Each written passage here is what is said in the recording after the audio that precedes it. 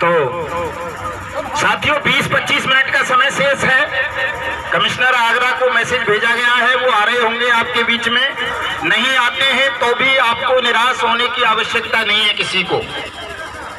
आप केवल अपने संगठन पर भरोसा करो, सत्य पर भरोसा करो, न्याय पर भरोसा करो, कानून पर भरोसा करो।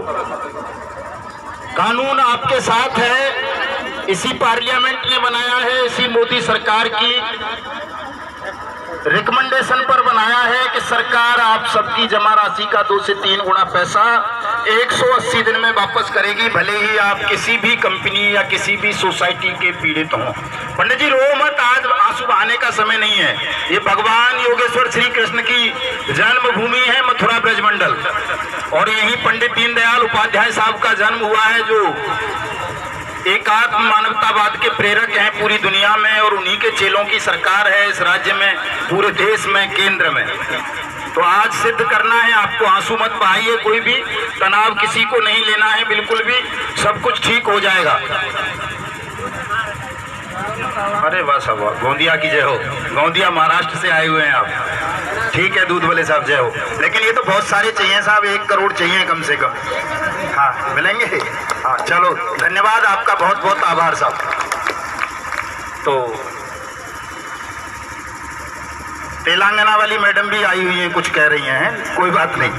हाँ तो साथियों, हम सब इस ब्रजभूमि की पावन रज को आज अपने मस्तक पर लगाते हुए इसी को साक्षी मानकर संकल्प लेकर आगे बढ़ेंगे कि या तो मोदी सरकार देश में अनियमित जमा योजनाएं पाबंदी अधिनियम 2019 का क्रियान्वयन करके आप सबका पैसा वापस करेगी, देश में जो एजेंट और निवेशकों के बीच खूनी संघर्ष छिड़ा हुआ है, संघर्ष को खत्म करवाएगी, या फिर अपनी सत्ता के अंत को स्वयं आमंत्रित करेगी। ये संकल्प लेकर के यहाँ से आगे बढ़ेंगे पार्लियामेंट की तरफ। याद करो उस दौर को, आज से 5,500 वर्ष पूर्व, जब भगवान श्री कृष्ण इसी मथुरा में पैदा हुए थे।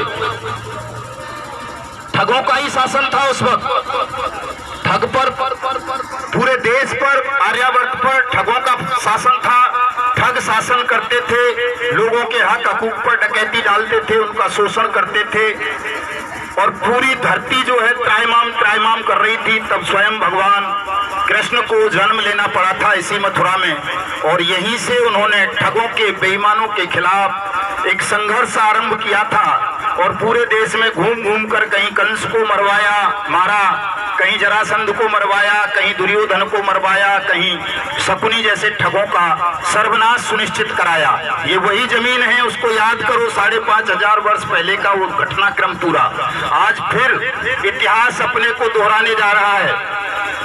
इसी कृष्ण की जन्मभूमि से हम सब शपथ लेंगे कि हिंदुस्तान को ठगों और बेईमानों से मुक्त करा देंगे, इनके खूनी पंजों को तोड़ डालेंगे, बिल्कुल किसी को शासन में एक पल भी रहने नहीं देंगे, चाहे वो मोदी हो, योगी हो, कोई मोहनलाल यादव हो, या वो राजस्थान वाले क्या नाम है सब, भजनलाल हो, या वो कर्नाटक वाला क्या नाम है, सिद्धारमैया हो, या वो कोई वहां जो महाराष्ट्र में बैठा है, क्या नाम है उसका,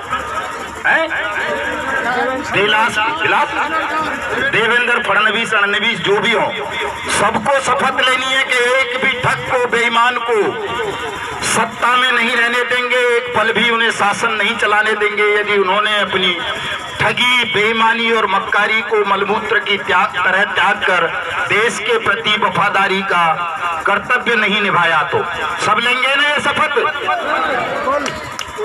क्योंकि साथियों, शासन में बैठे हुए लोग ही छल कर रहे हैं आपके साथ, ध्यान रखना इस बात को। ये जो प्रॉपर्टी आप खड़ी देख रहे हो KBCL कल्पतरू की, ये सब आपके पैसे से बनी है। यहाँ ये अकेली नहीं है, ऐसी 6,500 बीघा जमीनें हैं उसकी, यहाँ आपके पैसे से ही खरीदी हुई। और ये तो केवल एक उदाहरण है, संकेत मात्र है। पूरे देश में देखोगे तो 2 जिले बस जाएंगे, इतनी प्रॉपर्टी PACL पल्स की है। आदर्श की प्रॉपर्टियां सिरोही से लेके अहमदाबाद तक दुनिया भर की हैं।